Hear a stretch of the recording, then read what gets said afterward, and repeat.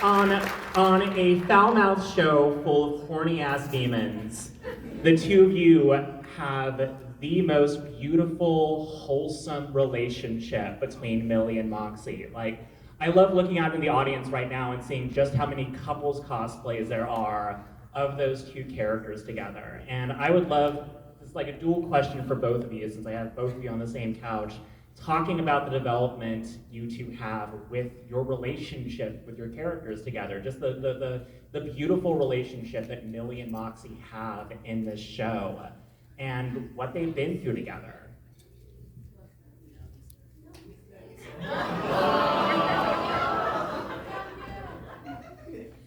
I'm gonna take this mic, and I'm excited to be here today because I super fucking sucked at this panel yesterday because it's my first time doing a panel. I got you. I got you. I was like so shy, and I'm excited to be here answering this question. You're so good. Oh, thank you.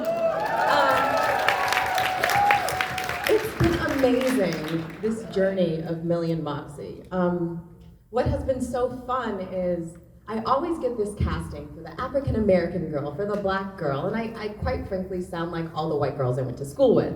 And when I got the text for this show, I was so inspired. I put on high heels. I was pregnant. I put on high heels and a little short dress, and I squeezed my knees together, and I came up with some high giggly voice, and I actually read for Keeney the first time, and I auditioned for Keeney. And I recorded for Keeney, and I ended up getting called, and I booked Millie. They called me the next day, and they were like, "We actually want you to play Millie." And it was the most incredible news of my life to get to play opposite Richard Horvitz. Hell yeah! Yes, hell yeah!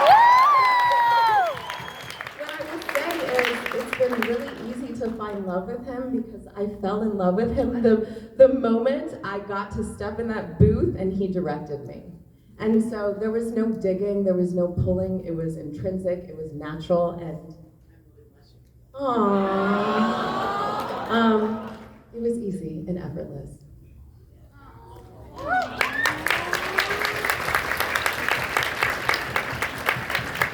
Wow, I got tears in my eyes. That was very sweet. That was very sweet. So I too put on high heels and a little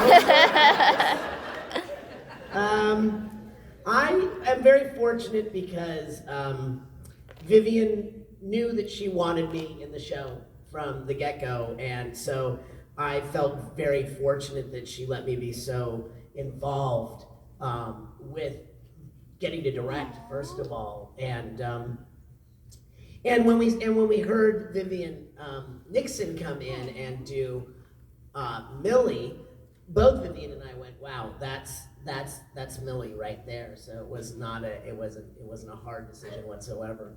And for the development of Moxxie, I'm really lucky because if you listen, it just kind of sounds like me. So, and I don't have to do this so much. So that was nice, and getting to work with everyone is just like such a joy, you know. And Vivian Medrano and I start sometimes at 6 in the morning with our sessions. We'll start at 6 because Bryce will be on the East Coast and we have to direct him on the East Coast. And then Broadway degenerate. Yes, those degenerates. Fucking diva. Yes.